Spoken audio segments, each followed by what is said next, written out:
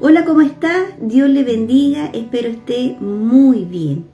Estamos estudiando el libro de Efesios. Ya comenzamos un par de semanas, aún estamos en el capítulo 1 y hoy vamos a estudiar, si Dios lo permite y podemos concluir bien, desde el verso 15 al verso 18. Recordemos un poquito lo que hemos estudiado. Desde el verso 3 de este capítulo 1, desde el verso 3 al verso 14, Pablo eleva una alabanza a Dios, exalta a Dios en los beneficios, las virtudes, la salvación, en lo que Él hizo por nosotros. Y ahora desde el verso 15 al 23, Pablo eleva una oración.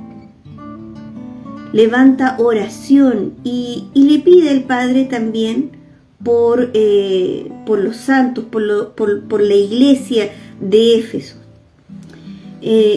Esta combinación, alabanza y oración, es una preciosa y correcta manera de vivir en Cristo.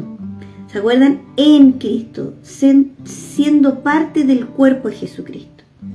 Bueno, ahora vamos a comenzar en esta oración que comienza desde el verso 15 y dice así: por esta causa, dice Pablo, también yo, desde que supe de la fe de ustedes en el Señor Jesús y del amor que ustedes tienen para con todos los santos, no ceso de dar gracias por ustedes al recordarlos en mis oraciones, para que el Dios de nuestro Señor Jesucristo, el Padre de gloria, les dé espíritu de sabiduría y de revelación en el conocimiento de Él.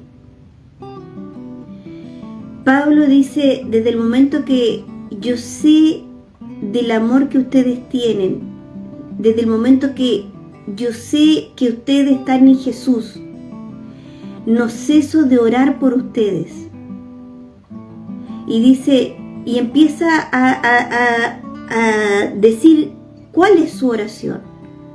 Su oración dice, para que el Dios de nuestro Señor Jesucristo, el Padre de gloria, le dé espíritu de sabiduría y de revelación en el conocimiento de Él.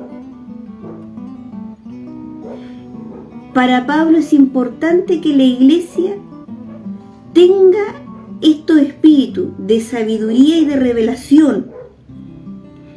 Miren, les voy a leer lo que dice el profeta Isaías con respecto al Salvador y Mesías, o sea, con respecto a Jesucristo. Él está profetizando sobre cómo será el Cristo. Ahora nosotros sabemos cómo es el Cristo, pero en este tiempo Isaías estaba escribiendo, inspirado por Dios, dando las características de cómo iba a ser el Salvador y Mesías. Esto lo vamos a encontrar en Isaías 11, desde el verso 1 al verso 2. Isaías 11 dice el profeta, una vara saldrá del trono de Jesse. ¿Quién es Jesse? Jesse es el papá del rey David. Dice, una vara saldrá del trono de Jesse, un vástago retoñará de sus raíces, y sobre él reposará, y nombra 7 espíritus: espíritu del Señor, espíritu de sabiduría, espíritu de inteligencia, espíritu de consejo, espíritu de poder, el espíritu del conocimiento y el espíritu del temor del Señor. Todos estos espíritus reposarán sobre el Mesías y Salvador. ¿Quién es el Mesías y Salvador? Nosotros ya le tenemos, estamos en Él, Cristo. Y aquí Pablo dice que desde el momento que sabe de la fe de los santos que están en Éfeso, desde el momento que él sabe el amor que ellos se tienen unos con otros, dice que Él no cesa de orar e interceder por sus vidas. ¿Para qué? Para que adquieran el espíritu de sabiduría, dice, y de revelación en el conocimiento de Él. O sea, para que tengan ellos la manifestación del Espíritu de Cristo. Que tengan sabiduría y tengan revelación. Es precioso como aquí el apóstol Pablo intercede, ora. Y eso es lo que nosotros tenemos que hacer también como siervos del Señor. Cuando el Señor nos confía sus ovejas, su rebaño. Una de las cosas que nosotros debemos de hacer es estar en constante oración, estar orando. Nosotros sí le damos palabra, le damos, ¿qué palabra? La palabra del Señor. Pero también tenemos que estar orando para que ellos adquieran cada vez más el Espíritu de Cristo. Debemos estar intercediendo, debemos estar clamando, porque eso que sucede cuando el Espíritu de Dios ministra a su pueblo, cuando ministra a sus santos, eso es algo milagroso. No es algo que se adquiere en este mundo, es un milagro. Es algo precioso, es algo que pasa entre Dios y su santo, y su siervo. Pero nosotros, los pastores que el Señor nos confía, sus corderos, que nos confía sus ovejas, nosotros tenemos que estar orando. Debemos estar orando. Este es un ejemplo que hace Pablo. No todas las cosas las resolvemos siempre conversando, no todas las cosas siempre le decimos, mira, la palabra dice aquí. La oración es muy importante, porque la oración el Señor nos va a guiar a orar como conviene, estar clamando para que tenga ese momento, los hijos de Dios tengan ese momento, y ver después, porque muchas veces, y sucede como que el guía o el pastor como que siempre termina siendo el héroe, y no es así. El héroe sigue siendo Cristo. Es Cristo a quien se le tiene que revelar a las personas. Nosotros somos solamente un canal, un medio en el cual le damos a conocer, pero lo importante es que la persona llegue a conocer a Cristo, se le revele Cristo. Y entre nosotros, entre los hermanos, ¿cierto? Va a haber uno mayor, uno que va a estar guiando, que es mayor, que lo va a estar encauzando para que siempre esté atento a la voz de Dios. Y dice, para que el Dios de nuestro Señor Jesucristo, el Padre de Gloria, les ministre espíritu de sabiduría y de revelación en el conocimiento de Él. O sea, el Padre da de su Hijo. Verso 18. Sigue en esta oración Pablo y dice, pido también que Dios les dé la luz necesaria para que sepan cuál es la esperanza a la cual los ha llamado. ¿Ve que aquí está Pablo intercediendo?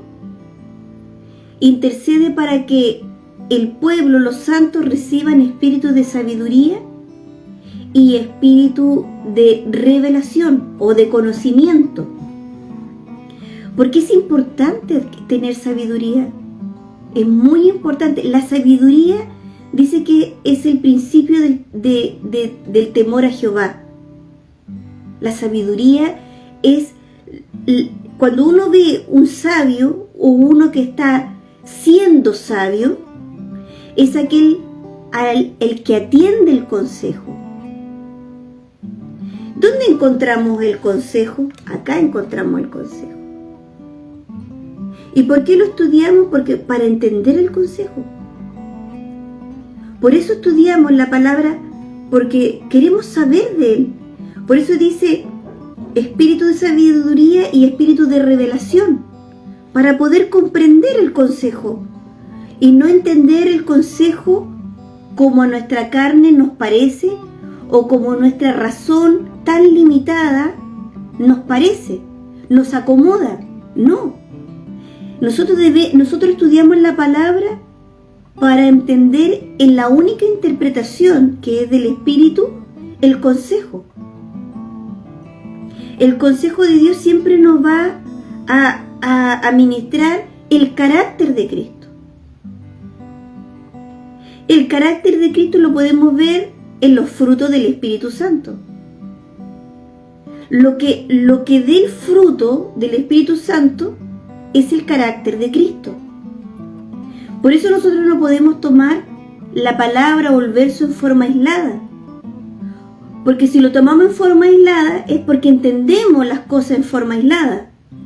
Nosotros tenemos que estudiar la palabra para entender el contexto, el todo, y saber por qué está esa palabra particular ahí, ese verso, porque está dentro de todo. Yo no la puedo sacar, porque si yo la saco en forma aislada, de acuerdo como me conviene, entonces no estoy atendiendo el consejo. El consejo de Dios para obedecerlo es dentro de un todo y tiene que estar siempre en el carácter de Cristo. Por eso Pablo hace esta oración. Hace esta oración para que nosotros adquiramos el espíritu de sabiduría y el espíritu de revelación, para que cuando atendamos el consejo de Dios lo hagamos de acuerdo como Dios quiere. El conocer a Dios en las Escrituras y con la guía del Espíritu Santo nos ayuda a mantenernos en el camino de la verdad. Porque si nosotros creemos estar en un camino y el fruto que nos está dando no es el fruto del carácter de Cristo, entonces estamos comprendiendo mal. Porque la verdad es para hacernos libres y no presos.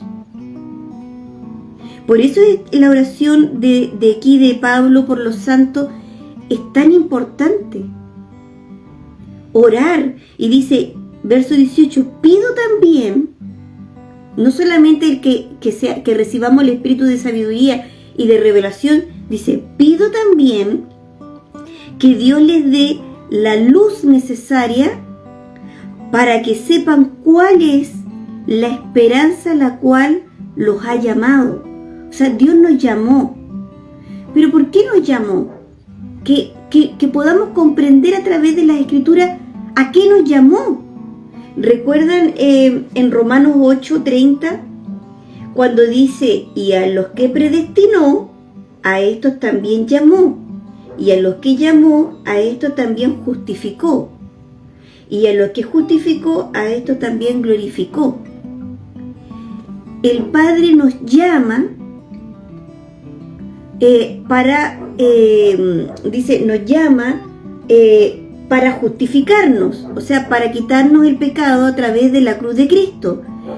Y dice que Él nos justifica, también nos santifica para el día que seamos glorificados.